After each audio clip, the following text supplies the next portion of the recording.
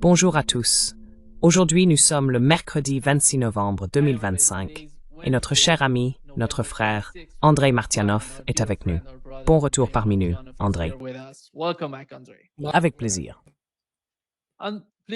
Veuillez vous abonner et cliquer sur le bouton « J'aime ». Vous pouvez également suivre Andrei Martianov sur son site web.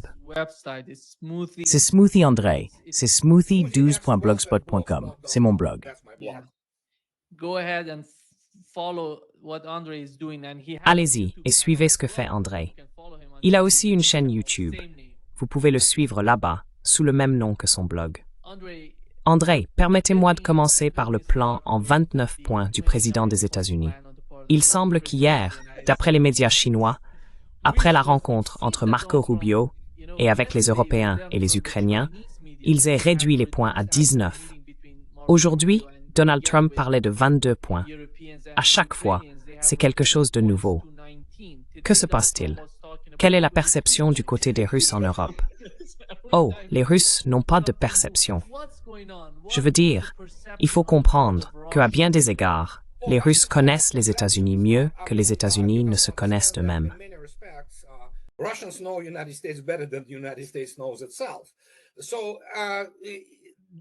C'est donc simplement de la panique. C'est toutes sortes de chaos. L'administration Trump, c'est essentiellement cela, le chaos.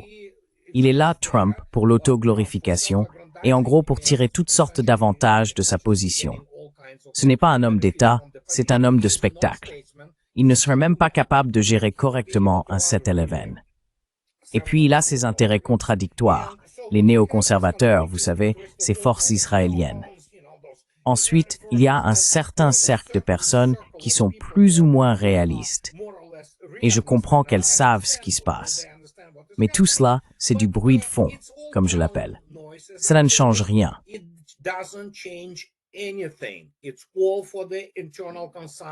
Tout cela est destiné à la consommation interne, pour les gens endoctrinés qui croient encore à ce théâtre kabuki. Les États-Unis ont été vaincus militairement en Ukraine. D'ailleurs, il y a quelques minutes à peine, j'ai vu des soldats russes dire enfin « Oui, on dirait qu'on a complètement nettoyé là-bas, Krasnoyarsk, aussi connu sous le nom de Pokrovsk, et qu'un énorme chaudron opérationnel est en train de se former dans l'oblast de Zaporozhye. Donc, peu importe le visage qu'ils essayent de sauver, c'est fini, d'accord?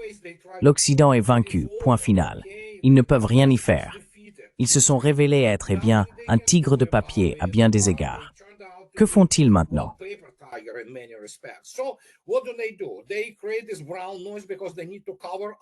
Ils créent ce bruit brun parce qu'ils ont besoin de dissimuler cette catastrophe. Parce qu'elle a une portée millénaire, tu sais, la défaite de l'Occident uni et en somme, la fin de ce qu'il était avant, disons, la Première Guerre mondiale. C'est à ce moment-là que le long processus d'autodestruction, si l'on veut, et de suicide a commencé. Ce qui bien sûr a conduit à la Seconde Guerre mondiale et à la montée du national-socialisme et du fascisme en Europe. Cela s'est terminé lorsque l'armée rouge a hissé le drapeau rouge sur la chancellerie à Berlin. Après cela, les États-Unis sont intervenus et ont permis à ces traditions européennes, pour ainsi dire, de survivre, y compris les nazis, tu sais, y compris ces politiques ultra-racistes.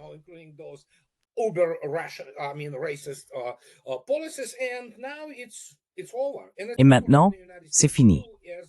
C'est fini aussi pour les États-Unis, en tant qu'hyperpuissance mondiale qu'ils voulaient se présenter comme telle. En conséquence, beaucoup d'entre eux sentent que c'est terminé et que rien ne sera plus jamais pareil. Les États-Unis doivent désormais adopter la position d'une autre grande puissance parmi quelques autres, juste une de plus. Et l'Europe, elle, est finie. D'où cette folie.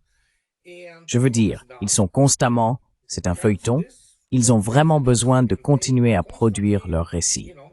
Mais comme l'a dit aujourd'hui M. Ryabkov, le premier vice-ministre des Affaires étrangères de Russie, lors de son point de presse, oui, nous pouvons travailler avec ces 28 points, mais seulement comme cadre. Et il a ajouté, notre position est bien connue.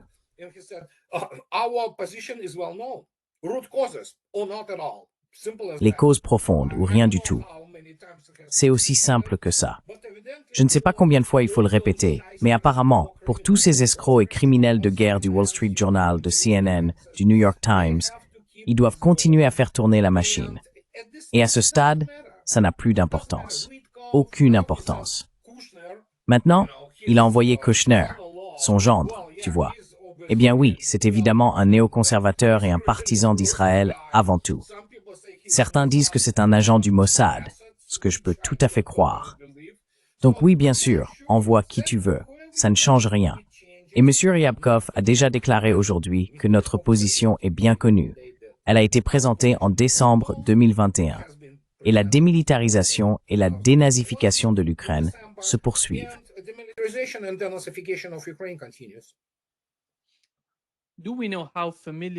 Savons-nous à quel point Kushner est familier avec le dossier de l'Ukraine? Parce que, avec Israël et le Moyen-Orient, nous savons qu'il était impliqué. Il parlait avec les deux parties. Mais pour l'Ukraine, je n'ai jamais rien entendu de sa part. Peut-être juste quelques commentaires superficiels à ce sujet. Donc, ils sont tous superficiels, ces gens-là, tous, essentiellement, y compris de nombreux généraux et amiraux américains du Pentagone qui gravitent dans ces cercles de sécurité nationale. Ils n'ont jamais eu de vrai travail de leur vie. Ils n'ont jamais mené de vraie guerre de leur vie. Ils ne comprennent pas ce qui s'y passe. Et par conséquent, nous en sommes là.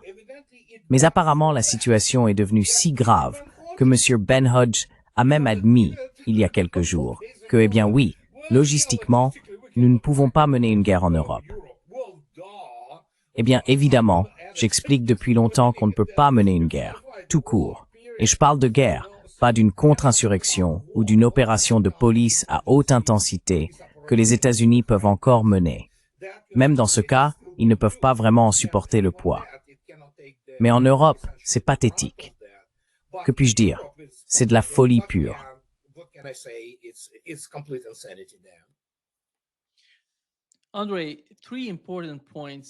Andriy, 3 points importants constituent les bases pour les Russes. L'un d'eux concerne la taille militaire de l'Ukraine. Nous savons que, dans l'accord d'Istanbul, la limitation militaire était fixée à 65 000, si je ne me trompe pas. Et maintenant, dans le nouveau document, celui que semble-t-il Keith Kellogg a publié, il y a ce document.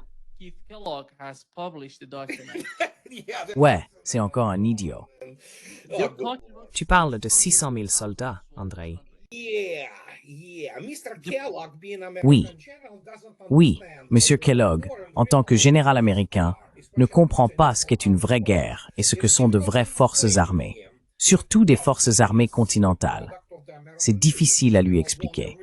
Eh bien, c'est un produit de l'armée américaine, qui n'a pas remporté de véritable guerre depuis la Seconde Guerre mondiale. Mais le fait est que ce que représente l'Ukraine en elle-même, elle aurait de la chance d'avoir quelques brigades, environ 10 à 12 000 personnes, pour maintenir une quelconque force armée. Il est donc physiquement impossible pour l'Ukraine de maintenir 600 000, voire 60 000 soldats.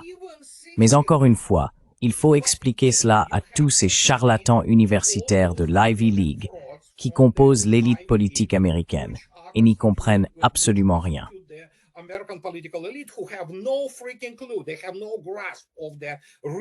Ils n'ont aucune compréhension des réalités économiques concrètes, ni de la façon dont celles-ci se traduisent en puissance militaire d'un État.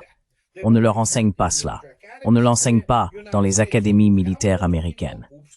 Alors, on se retrouve avec ces imbéciles qui en sortent en pensant « oui, faisons-en 600 000 ». Vous savez quoi? J'étais autrefois grand d'1m83, d'accord? Depuis, avec l'âge et, vous savez, un peu de poids en plus, j'ai probablement rétréci à 1m80 ou quelque chose comme ça. La gravité, c'est une réalité, vous savez. Et devinez quoi? Je ne peux pas être Michael Jordan, d'accord? Je ne peux pas. Je ne peux pas être, comment s'appelle-t-il déjà? Le Chinois, vous vous souvenez? Je ne peux tout simplement pas. Physiquement, c'est impossible. Je ne peux pas devenir chinois.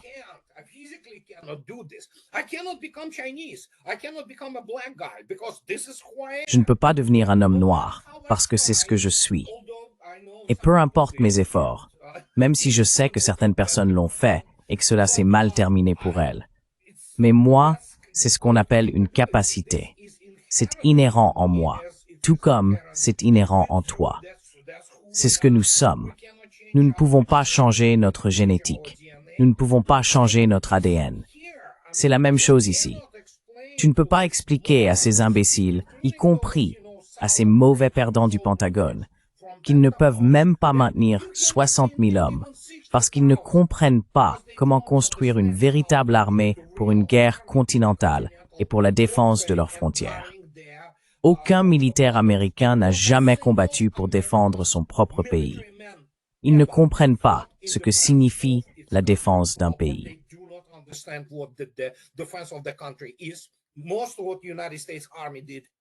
La plupart des opérations menées par l'armée des États-Unis ont toujours été des guerres expéditionnaires, ce qui est un jeu complètement différent de la guerre continentale. Et par conséquent, nous nous retrouvons dans cette situation où, oui, Kellogg, bon sang, quel est son bilan de combat? Il était au Vietnam? Oh wow, tu sais, impressionne-moi. Nous revivons cela encore et encore quand nous essayons de l'expliquer. Ces gens sont incompétents. J'ai eu une conversation formidable. Hier, elle sera bientôt disponible sur YouTube, avec Brian Weichert. C'est le rédacteur en chef pour la sécurité nationale à The National Interest. Un type formidable. Nous communiquons souvent. Nous avons enregistré cette vidéo et il a dit oui. Quand tu t'adresses aux généraux américains, tu sais, et que tu commences à leur expliquer des choses au Pentagone, ils ne comprennent tout simplement pas.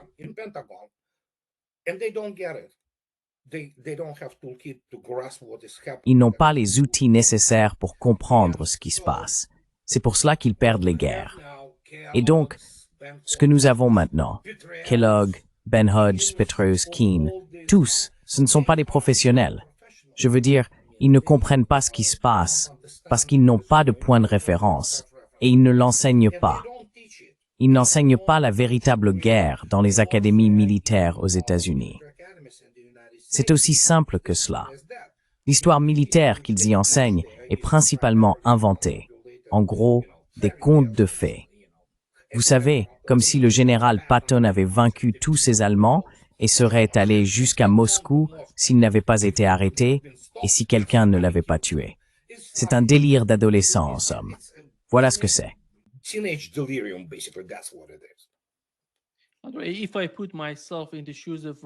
je me mets à la place des Russes en ce moment, je dirais qu'après 4 ans de guerre en Ukraine, on parle de 600 000 à 800 000 soldats. Si l'Ukraine n'est pas capable, vous savez, de constituer une armée de cette taille aujourd'hui, étant donné que son économie ne va pas bien, que tout s'effondre en Ukraine, cela signifie que l'OTAN se prépare à créer une nouvelle armée en Ukraine.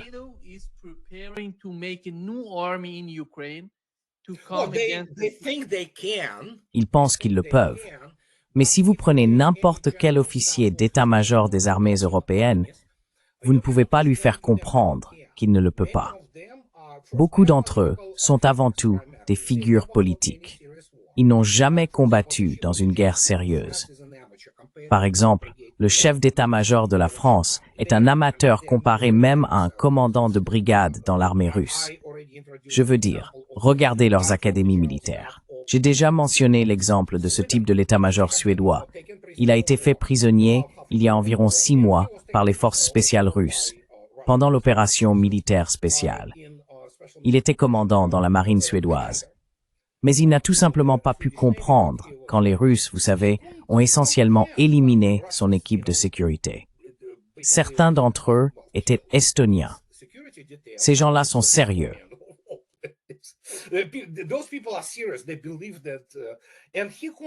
Ils y croient, et lui ne pouvait pas comprendre. Il a dit, vous étiez censé battre en retraite. Et les Russes lui ont demandé, et je vous le dis, c'est un témoignage direct. Ils ont demandé, pourquoi le ferions-nous? Il a répondu, mais oui, c'est comme ça que ça doit se passer. Ils lui ont dit, non, il n'y a pas de comme ça doit se passer. C'est comme ça qu'une vraie guerre fonctionne. Alors lui et son équipe de sécurité ont foncé droit dans la zone des SSO russes, les forces d'opération spéciales, et il a été fait prisonnier. Ils n'arrivent toujours pas à le comprendre. Mec, ce n'est pas un jeu vidéo. Ce n'est pas ta version de conte de fées de la guerre européenne. Tu n'es plus ce que tu étais, même il y a 3 siècles. Et puis, ils ont été confrontés à la réalité. La réalité tactique, sans même parler de la réalité opérationnelle. Et je peux te dire une chose, maintenant je peux le dire.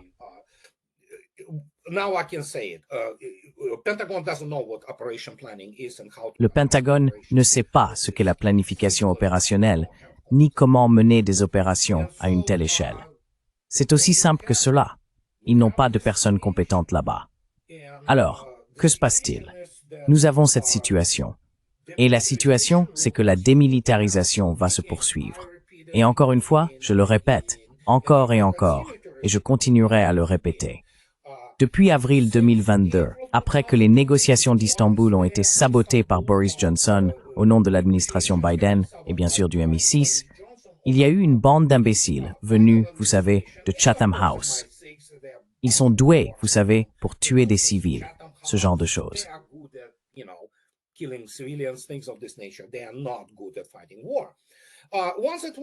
Ils ne sont pas doués pour faire la guerre. Une fois que cela a été saboté, la phrase est venue de Vladimir Poutine à Gerasimov. Détache-toi du calendrier. Fais-le aussi longtemps que nécessaire, sans, tu sais, de sacrifices inutiles.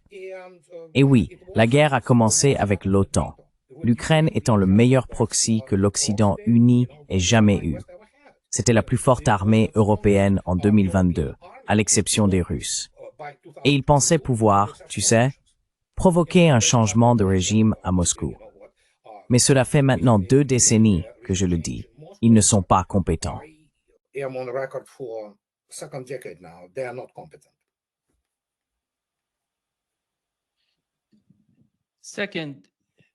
Deuxièmement, le deuxième sujet, Andrei, serait la question des concessions territoriales.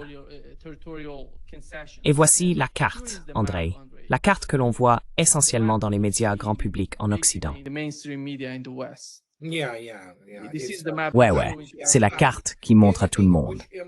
Tout ce qui vient des médias traditionnels occidentaux ou qui passe par eux, c'est de la propagande et des absurdités. Donc il y a des gens qui poussent ces récits. Voici la deuxième carte, Andrei. On voit sur cette carte, tu sais, depuis Odessa, puis Mykolaïv, en remontant jusqu'à Kharkiv au nord.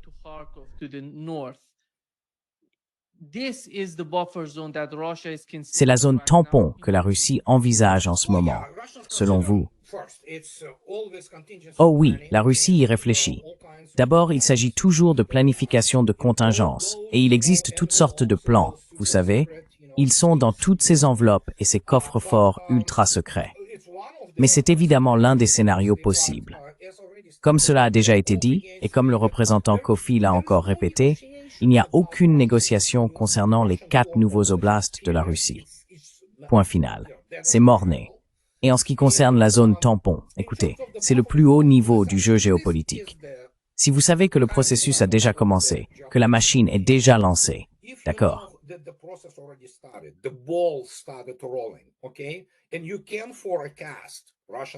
Et l'on peut prévoir, les Russes le peuvent, pas toujours, mais la plupart du temps ils ont raison, prévoir stratégiquement qu'une fois la machine lancée, une question se pose. Est-il nécessaire de continuer à la pousser ou simplement de la laisser dévaler la pente, pour ainsi dire, jusqu'à ce qu'elle atteigne sa cible? Ce qui, bien sûr, dans ce cas signifie que l'Ukraine cessera probablement d'exister complètement telle que nous la connaissons aujourd'hui. Elle sera réduite, si elle subsiste, à la partie occidentale de l'Ukraine, qui sera partagée entre la Pologne, la Hongrie et, vous savez, d'autres endroits. Mais c'est principalement Kiev et Tchernihiv, tous ces oblasts, cet ensemble de ce qui était traditionnellement considéré comme l'Ukraine. Le reste, eh bien, la Russie a déjà pris ces oblasts.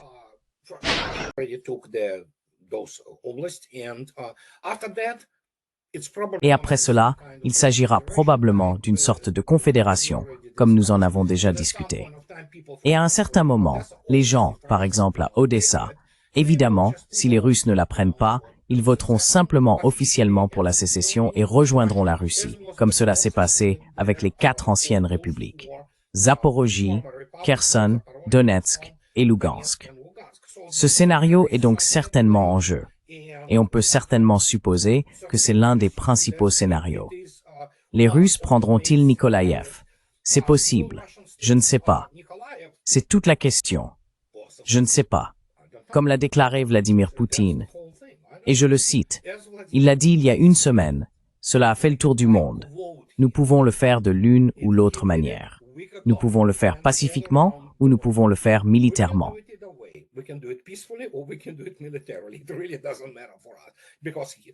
Cela n'a vraiment aucune importance pour nous. Et quand vous avez M. Driscoll, le secrétaire de l'armée des États-Unis, qui déclarait hier que la Russie peut le faire indéfiniment, à l'infini, simplement continuer ce qu'elle fait. Parce qu'aujourd'hui, comme je l'ai déjà dit, je vois l'infanterie russe déjà dans le bâtiment administratif principal de l'ancien Pokrovsk, c'est Krasnoarmeysk. Et ils disaient bien, nous ne voyons aucun Ukrainien. Parce qu'en gros, ces derniers jours, ils ne faisaient que nettoyer les derniers bâtiments restants. Vous savez, c'est totalement sous contrôle, et cela va continuer. Leur ratio est d'environ 1 pour 30. Donc oui, les Russes peuvent continuer toute la journée. Vous savez. Et c'est la guerre qui, de toute évidence, n'a pas été étudiée dans l'ensemble de l'Occident depuis 4-20 ans.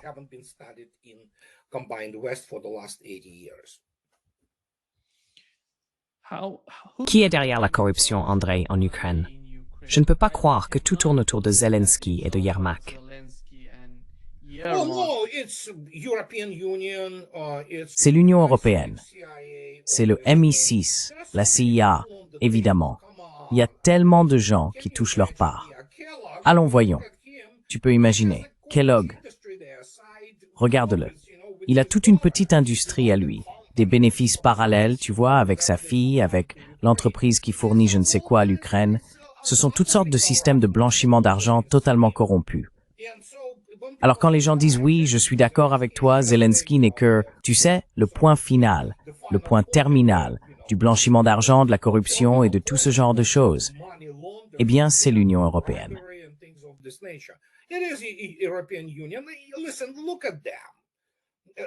Écoute, regarde-les. Tu vois une personne normale dans le système politique européen? Non. Ils sont tous des crétins corrompus, comme Kaja Kallas. Mon Dieu, quel idiote. Franchement, il faut être idiot et complètement corrompu pour arriver au sommet. Tu sais, comme von der Leyen, c'est une imbécile, mais elle est aussi corrompue. Elle doit probablement gagner beaucoup d'argent, pas mal de fric, avec ces affaires-là. Il y a beaucoup de gens, y compris aux États-Unis, qui ont intérêt à ce que ce pays continue d'exister sous une forme ou une autre, parce que c'est comme ça qu'ils en tirent leur subsistance.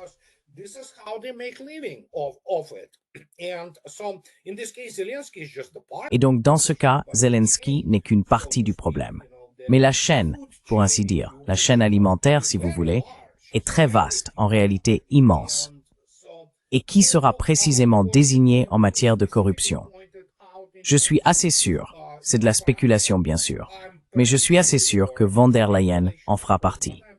La Commission européenne, une bande de bureaucrates, vous pouvez les regarder, ce sont des types corrompus, vous savez. C'est ce qu'ils sont. Ils ne comprennent pas comment gérer les choses, donc la seule chose qu'ils savent faire, c'est voler. C'est leur seul moyen. Et il en va de même pour Washington, D.C.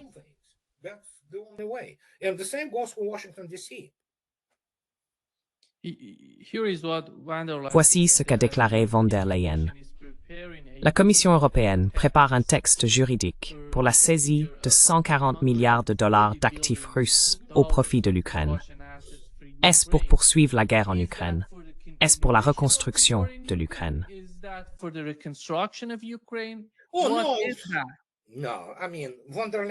Qu'est-ce que c'est que ça? Non, je veux dire von der Leyen. C'est une idiote complète. Elle ne sait faire que des déclarations grandiloquentes. Ils veulent évidemment cet argent. Ils pensent encore qu'ils peuvent d'une manière ou d'une autre maintenir l'Ukraine comme une sorte de, vous savez, leur ferme du côté russe, parce qu'ils sont incompétents et ignorants en ce qui concerne leur propre pays, la géopolitique appliquée, sans parler de la guerre. Von der Leyen, ou quiconque à la Commission européenne ou au Parlement européen, n'a aucune idée de ce qu'est une vraie guerre, de ce qu'elle exige ou de la manière dont les stratégies se construisent. Ils sont tout simplement incompétents. Et encore une fois, la plupart de ces gens sont des juristes. Elle est gynécologue et spécialiste, vous savez, de l'éducation des enfants. Donc oui, c'est une belle profession, qu'on ne s'y trompe pas.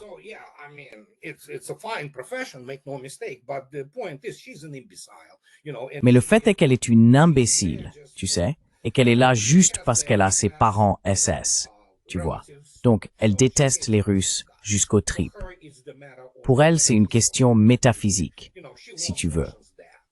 Elle veut voir les Russes morts. C'est l'un des moteurs qui la pousse, comme c'est le cas pour la plupart, pas tous, mais la plupart, des Européens. Ils aiment pas les Russes. Alors tu as ce genre de coalescence, tu vois, ces influences qui se fondent en un seul vecteur, si tu veux.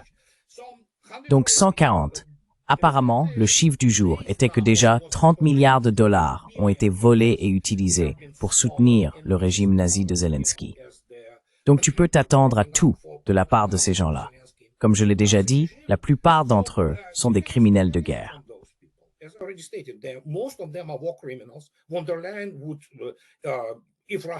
Von der Leyen serait, si les Russes atteignaient un jour Bruxelles, ce qu'ils ne veulent pas vraiment, mais si cela arrivait, et si elle ne parvenait pas à s'échapper, elle serait, vous savez, accusée de crimes de guerre et finirait derrière les barreaux, condamnée en gros à mourir en prison, comme la plupart des criminels nazis après Nuremberg. Donc oui, ils veulent évidemment voler cet argent. Ils ont leurs propres intérêts financiers. Et une fois qu'ils auront volé cet argent, ils s'enrichiront probablement encore davantage. Mais encore une fois, la Belgique a soudainement reconnu que « oh non, nous ne voulons pas faire ça ». Alors maintenant, l'Italie, parce que, disons-le ainsi, les Russes possèdent, selon la manière dont on calcule, jusqu'à 1000 milliards de dollars de biens européens qui ne sont toujours pas gelés. Ils sont en quelque sorte en réserve. Les Russes ne les ont pas encore vraiment nationalisés, mais ils le feront si cela devient nécessaire. Donc oui, c'est simplement du donnant-donnant, si vous voulez.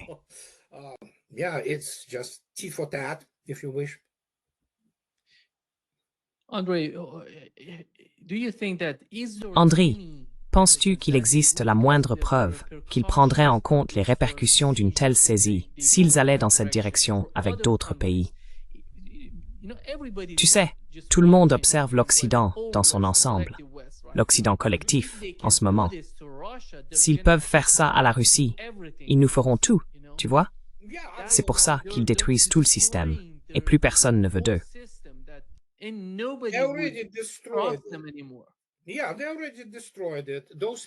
Oui, ils l'ont déjà détruit. Ces gens-là, comme je l'ai déjà dit, ne sont pas des hommes d'État. Ce sont des barons voleurs, en gros. Des voleurs, toutes sortes de déviants. Ce ne sont pas des gens normaux. Beaucoup d'entre eux sont carrément des psychopathes ou des sociopathes. Von der Leyen, c'est une psychopathe, évidemment. Elle est obsédée avec ces autres personnes du gouvernement allemand.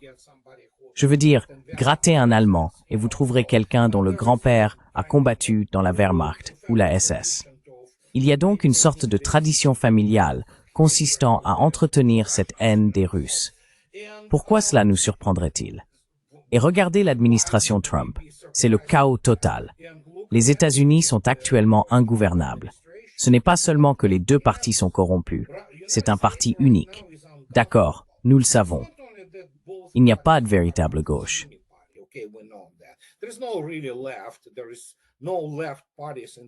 Il n'y a pas de parti de gauche aux États-Unis.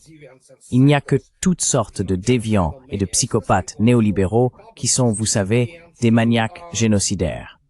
Il en va de même pour les républicains. Et donc, c'est tout le système. Il est en train de se déchirer. Et nous observons en temps réel l'effondrement de l'Occident. Et ce n'est pas comme si c'était « oh, il va s'effondrer ». Non, non, non, non. Nous sommes déjà dans ce processus. Pour les gens, évidemment, certains ne le reconnaissent pas parce qu'ils vivent leur vie quotidienne.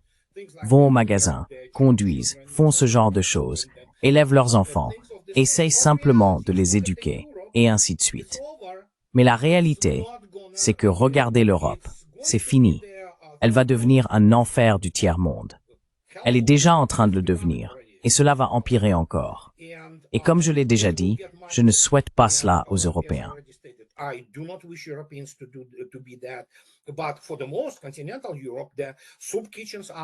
Mais pour la majeure partie de l'Europe continentale, les soupes populaires se profilent à l'horizon. C'est la direction que tout prend.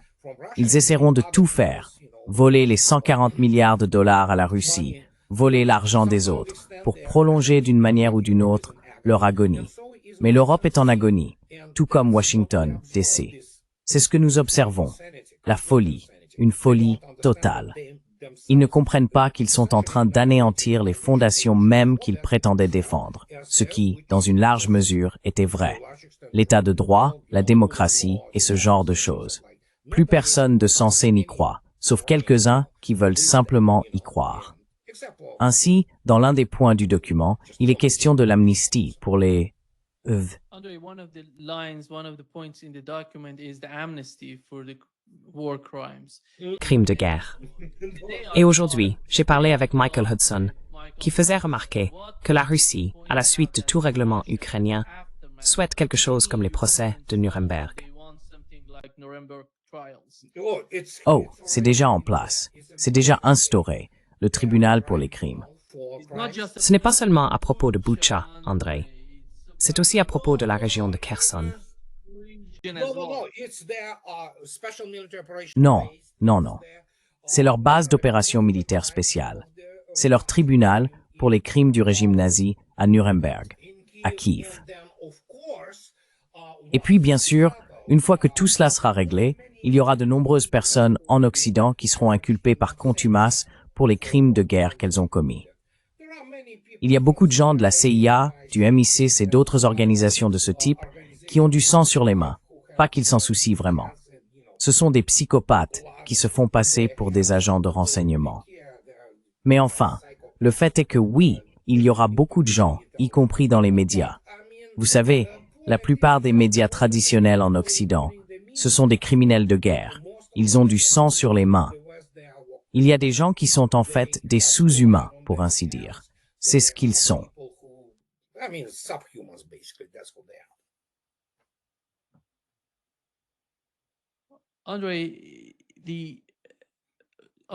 André, l'autre question serait la suivante. Comment la Russie réagirait-elle? Car l'un des points essentiels du document, encore une fois, est l'adhésion de l'Ukraine à l'OTAN. Quelle est votre vision du concept même de l'OTAN? Vous savez, récemment, je crois que c'était il y a 3 jours, nous avons entendu l'ambassadeur d'Iran en Russie, et il semble, ils évoquent d'une manière ou d'une autre, un pacte de défense, une sorte de pacte de défense. Quelle serait donc la solution appropriée pour l'OTAN aujourd'hui? Le dossier ukrainien est en train de se conclure.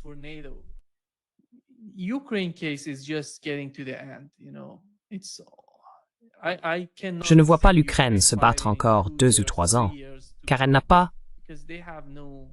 Et les États-Unis commencent à être quelque peu épuisés par la guerre en Ukraine, car ils constatent que cela ne leur apporte rien. Au moins, ils peuvent le voir maintenant avec l'administration Trump. Mais comment voyez-vous le concept même de l'OTAN? Que devrait-on faire? Pensez-vous que la désintégration, ou d'une certaine manière la dissolution, du pacte de Varsovie a été l'un des principaux problèmes qui ont engendré ce type de situation? Ou bien, quelle devrait être l'approche future vis-à-vis de l'OTAN? Non pas attaquer l'OTAN, mais avoir une sorte de moyen de dissuasion à son égard.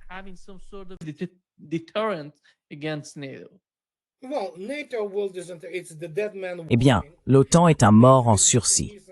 L'OTAN est un euphémisme pour désigner la puissance militaire américaine, qui a été grossièrement exagérée, à un point grotesque, je veux dire.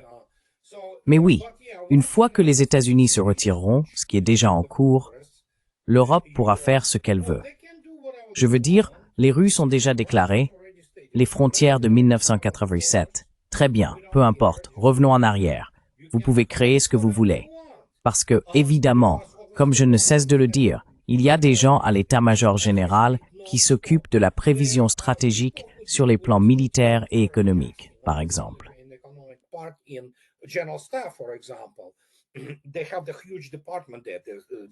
Ils ont là-bas un immense département, la direction, qui s'occupent de la politique économique, des questions liées à la guerre, des technologies et de ce genre de choses. Ils savent donc ce qu'est l'Europe. Ils savent qu'ils ne peuvent rien produire sans se ruiner pratiquement eux-mêmes. Alors, quoi qu'ils veuillent faire, qu'ils le fassent. Les États-Unis savent que la seule façon de maintenir ne serait-ce qu'une apparence de véritable grande puissance est de rendre l'Europe totalement dépendante de l'industrie américaine de l'armement. Évidemment, c'est l'un de leurs objectifs. Je ne dis pas que c'est délirant. Il y a un noyau rationnel de vérité là-dedans. Mais cela ne sauvera pas les États-Unis de la manière dont ils essayent de se sauver eux-mêmes. Si l'on considère que l'administration Trump sait ce qu'elle fait, ce qui n'est pas le cas.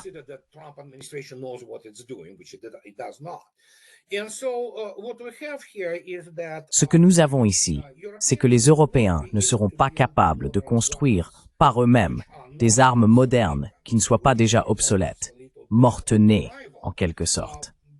Je veux dire, les Allemands peuvent bien se taper la poitrine autant qu'ils veulent, mais le fer et le métal seuls ne suffiront pas à produire un char de classe mondiale. Ils ne pourront pas en fabriquer en quantité suffisante.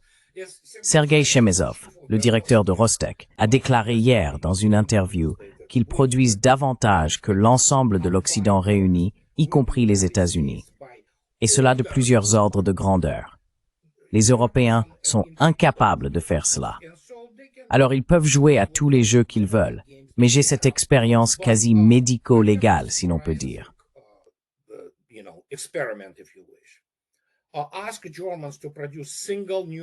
Demandez aux Allemands de produire un seul sous-marin à propulsion nucléaire, et vous verrez alors leur économie s'effondrer.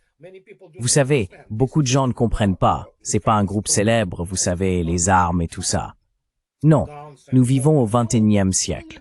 Il faut disposer d'un environnement militaire complet où l'on peut tout produire.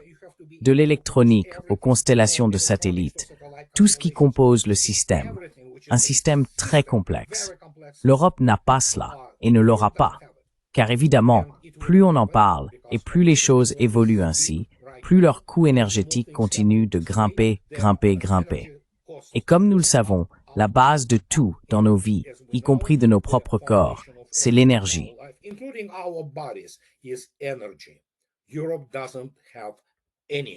L'Europe n'en a pas. Elle dépend totalement soit des États-Unis, soit de la Russie, qu'elle a coupée. Très bien. La Russie a dit, vous n'en voulez pas? Très bien. Faites comme vous voulez. Vous savez, c'est pour cela que les États-Unis veulent aussi des choses comme, si jamais ils parviennent à changer le régime de Maduro au Venezuela, ce qui est très incertain, nous avons donc, oui, essentiellement une énigme. Et ce n'est pas facile pour l'Occident, c'est le moins qu'on puisse dire. Mais les États-Unis, en raison de leur taille, de leur importance, de leur poids et tout cela, ont évidemment une issue. C'est juste que les Américains ne savent pas comment l'emprunter. Mais l'Europe, elle, c'est fini. C'est terminé. Aucune perspective.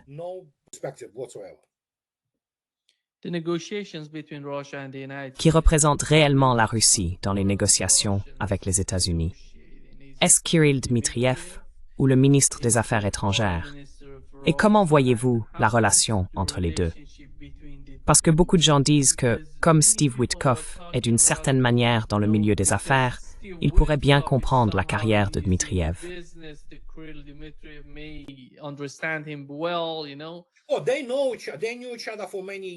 Eh bien, ils se connaissent.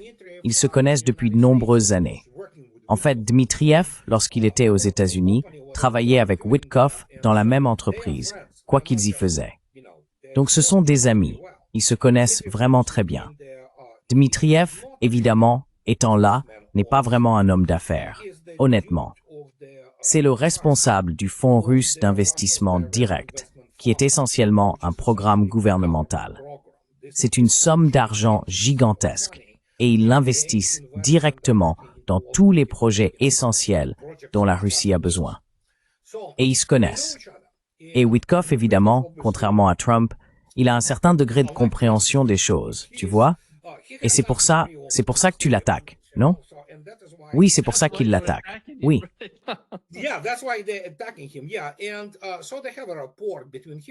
Et donc, ils ont un rapport entre lui et Dmitriev.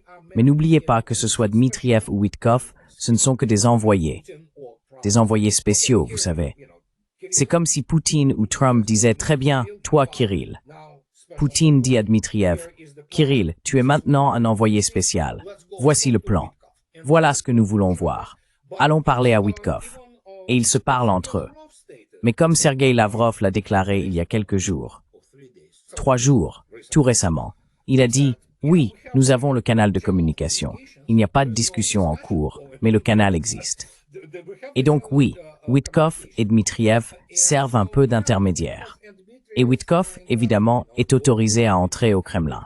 Il est autorisé à transmettre certains messages de Trump, ce qui bien sûr, autrement, comme vous l'avez vu vous-même, ils divulgueraient ce qu'ils veulent. Certaines de ces fuites peuvent même être totalement inventées. C'est ce que ces gens font.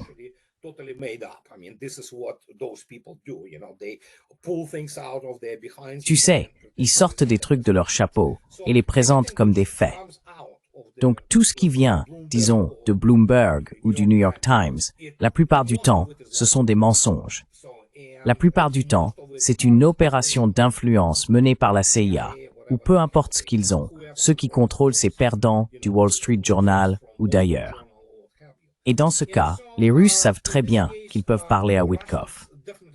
Mais comme M. Ryabov l'a déjà dit, il y a des choses qui ne sont tout simplement pas négociables. Point final. C'est le genre de sujet que dès qu'on l'aborde, les Russes coupent court et disent non, c'est fini, n'en parlons plus, ça ne nous intéresse pas.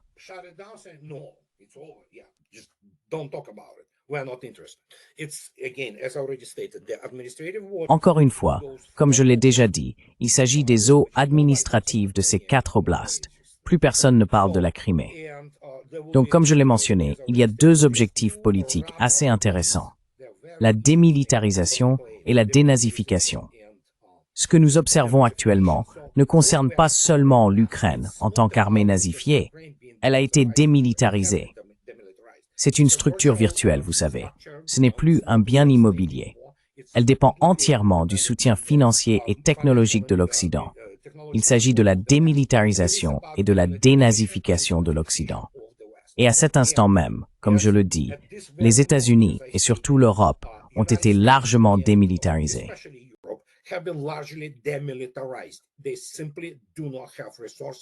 Ils n'ont tout simplement pas les ressources, à moins que les États-Unis ne décident d'en fournir. Et nous en avons parlé à plusieurs reprises, j'en ai parlé à de nombreuses occasions.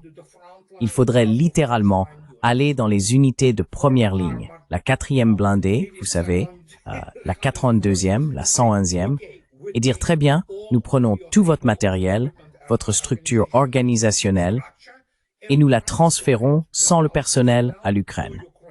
Eh bien, cela créerait, même aux États-Unis, un scandale d'une ampleur inimaginable, car cela reviendrait essentiellement à désarmer l'armée américaine.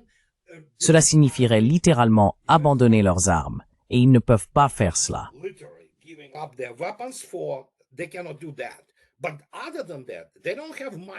Mais à part cela, ils n'ont pas grand-chose à attendre, car les États-Unis ne parviennent pas à produire correctement. D'abord, les États-Unis ne produisent pas de chars de combat principaux. Il n'y a aucun Abrams sur les chaînes. Ils ont quelques projets, et d'ailleurs depuis hier, les frégates Constellation ont été annulées. Ils n'ont ni argent, ni plan. Ils disent avoir des plans. Mais tout ce qui continue actuellement rencontre, je veux dire, d'énormes problèmes. Que ce soit le plus récent qu'ils essayent de construire, le sous-marin stratégique de la classe Columbia, ils finiront par y arriver. Les États-Unis conservent encore une expertise importante dans la construction navale de sous-marins.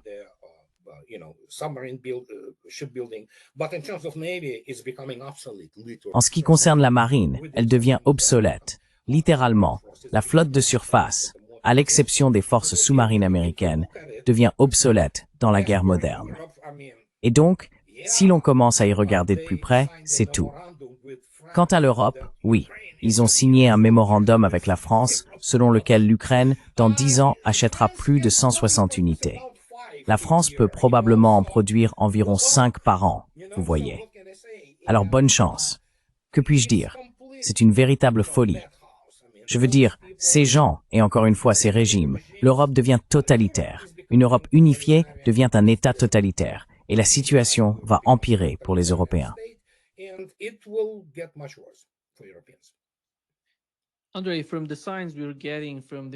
André, d'après les signaux que nous recevons des médias traditionnels, sur X et d'autres réseaux sociaux, ils attaquent Vitkov.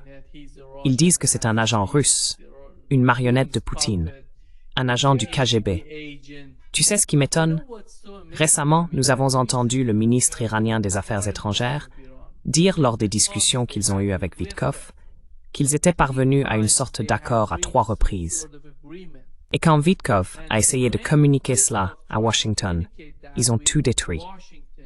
Cela montre que ce type essaie de faire quelque chose. Mais tu sais, le problème vient de Washington, avec Rubio et ces gens-là.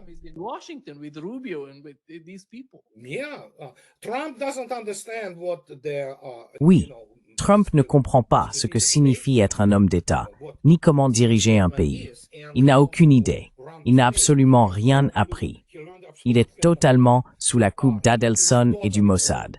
Les États-Unis ne sont pas un État souverain, c'est une extension d'Israël. Et c'est pourquoi Marjorie Taylor Greene a, tu sais, déclaré à juste titre que le Congrès américain est complètement corrompu. Ils sont tous soit victimes de chantage par le Mossad. Donc les États-Unis n'ont pas de Congrès. Ils ont la Knesset 2.0. C'est contrôlé par Israël. Et tu sais, que puis-je dire? Beaucoup de gens s'en accommodent.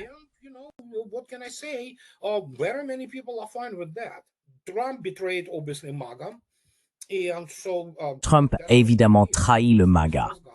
Mais c'est ce qu'il est, un type traître, parce que dans son domaine, c'est la seule façon d'exister. Vous savez, c'est le principal mode opératoire là-bas. Donc, quiconque pensait que quelque chose changerait en ce qui concerne, disons, le contrôle d'Israël sur les États-Unis, je leur vends un pont. Et en ce qui concerne Marjorie Taylor Greene, elle a raison. On peut essayer de se présenter à la présidence.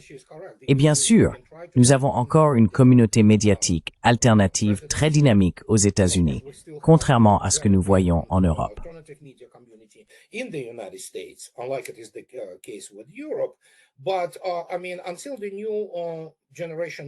Mais je veux dire, tant qu'une nouvelle génération de politiciens n'émergera pas, si les États-Unis parviennent à garder leur sang-froid en tant que pays uni, eh bien, à peu près, tous sont, tu sais, soit achetés, soit contrôlés, soit victimes de chantage par Israël. Voilà. Trump est le président le plus sioniste que les États-Unis aient jamais eu. Même Biden n'était pas comme ça. Mais Trump est complètement, tu sais, un atout sioniste. Et oui, quiconque croit qu'il est America First, eh bien, comme je l'ai dit, j'ai un pont à lui vendre.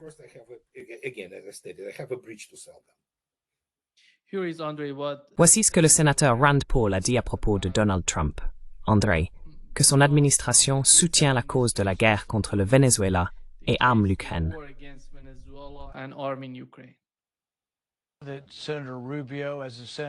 Ce sénateur Rubio, en tant que sénateur, était vraiment un fervent partisan du changement de régime. Cela allait clairement à l'encontre du président Trump, et donc, lorsqu'il a été choisi, beaucoup de personnes qui soutenaient le président Trump se sont dit « Oh mon Dieu, ils choisissent quelqu'un de bien plus va-t-en-guerre et bien plus désireux de s'impliquer et d'intervenir dans d'autres pays. » Les gens se sont donc inquiétés. Puis, au cours de la première année environ, les gens se sont dit « Eh bien, Rubio a fait du bon travail sur l'aide étrangère et ils ont réduit tous les abus de ces ONG à travers le monde. » Et je pense que les partisans du président ont été très favorables au secrétaire d'État. Mais je pense qu'une fois qu'il y aura une invasion du Venezuela, ou s'il décide de rétablir les subventions et les dons à l'Ukraine, on verra une division et une fracture du mouvement qui a soutenu le président. Parce que je pense que beaucoup de gens, moi y compris, ont été attirés par le président en raison de sa réticence à nous entraîner dans une guerre étrangère.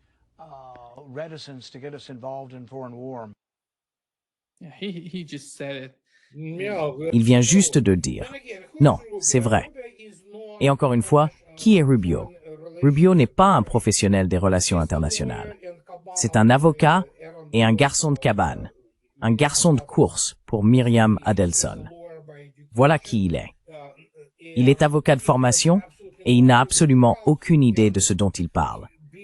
Certes, il peut siéger, comme il l'a fait, dans toutes sortes de sous-commissions sur les affaires étrangères et ce genre de choses, mais ça ne fait pas d'eux des professionnels pour autant. Biden s'occupait aussi des affaires étrangères, tu sais. C'était essentiellement un parfait imbécile. Donc ça n'a rien à voir avec ça. C'est juste que Trump, c'est un lâche. Il faut le comprendre. Et il a eu... On ne sait pas quel était l'accord avec, tu sais, la tentative contre sa vie.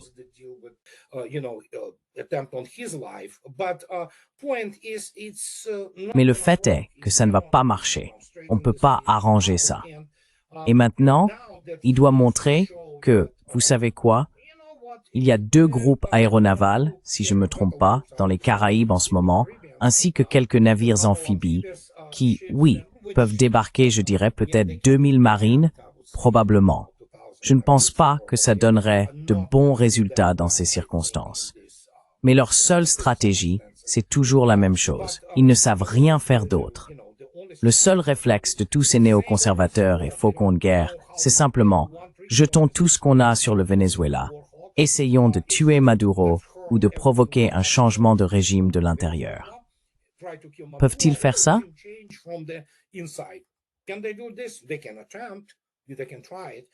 Ils peuvent tenter le coup. Ils peuvent essayer. Les États-Unis n'ont pas la capacité de combattre au Venezuela, même pendant une période prolongée, car ils ne disposent pas de l'infrastructure nécessaire pour soutenir le type de force requis. Par exemple, pour contrôler le Venezuela. Cela se chiffrerait en centaines de milliers d'hommes.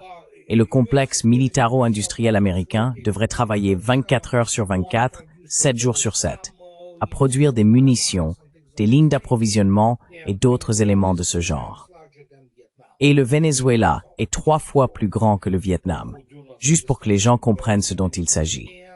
Donc oui, il commencera probablement la guerre, parce qu'il n'a nulle part où fuir.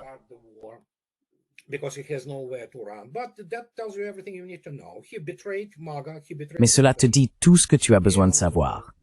Il a trahi MAGA, il a trahi sa base, et tout le monde sait qu'il est essentiellement sous le contrôle d'Israël. Et comme tu l'as justement dit, même essayer de négocier quelque chose avec les Iraniens est inutile. Tout sera saboté. C'est simplement comme ça, tu sais. En gros, comme je l'ai déjà dit, Washington, D.C. est dirigé depuis Tel Aviv. Et avec les illusions qu'ils entretiennent là-bas sans arrêt, il y a très peu de personnes honorables et compétentes, proches des niveaux de pouvoir à Washington, D.C.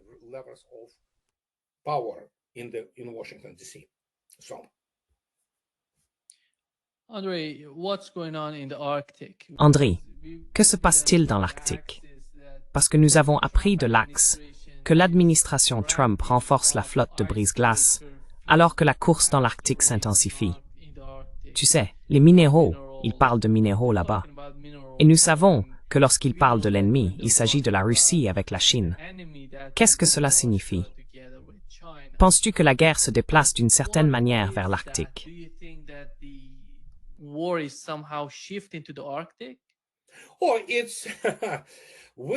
Oh, c'est...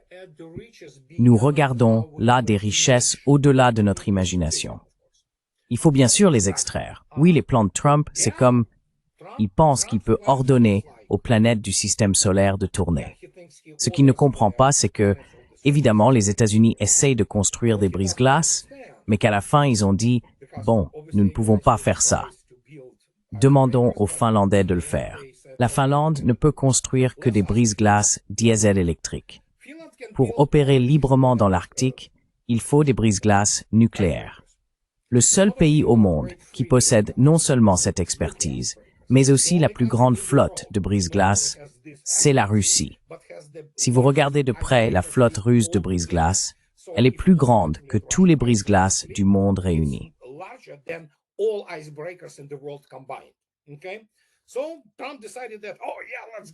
Alors, Trump a décidé que, oh oui, allons chercher ces Ruskovs, on va leur montrer. Non, ça n'allait pas arriver. Je veux dire, évidemment, les Finlandais peuvent construire quelques-uns de leurs brise-glaces diesel électriques. Le plan, c'est que d'une manière ou d'une autre, les Finlandais transfèrent leur savoir-faire dans la construction de ces navires et qu'ils soient construits aux États-Unis. Cela pourrait prendre beaucoup de temps. Mais encore une fois, si l'on considère les tendances, y compris en matière de climat, ce qui n'est pas exactement comme il... Non, le climat change, ne vous y trompez pas. Mais évidemment, ces prévisions sur l'Arctique sans glace et tout ça, eh bien ce n'est pas tout à fait comme ça. Il faut des brise-glaces nucléaires, capables non seulement de permettre l'extraction de ces richesses, pétrole, gaz, enfin minerais. Oh mon Dieu, c'est juste incroyable.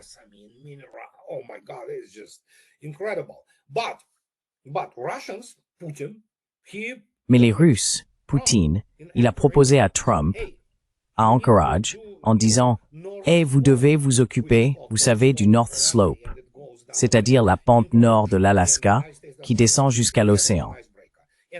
Et les États-Unis ils n'ont qu'un seul brise-glace et il ne sera pas capable d'y opérer, surtout en hiver. Mais si vous le souhaitez, nous pouvons fournir nos brise-glaces pour ouvrir la voie et vous permettre de naviguer dans les eaux de la pente nord, qui recèlent d'énormes richesses pour les États-Unis, contrairement à l'Europe d'ailleurs. Mais, comme vous pouvez l'imaginer, tout cela est tombé à l'eau. D'accord, vous ne voulez pas?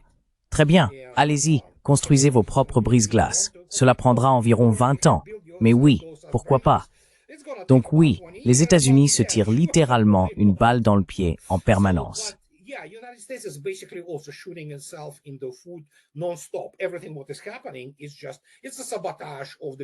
Tout ce qui se passe en ce moment, c'est un sabotage de la gouvernance et des intérêts du peuple américain.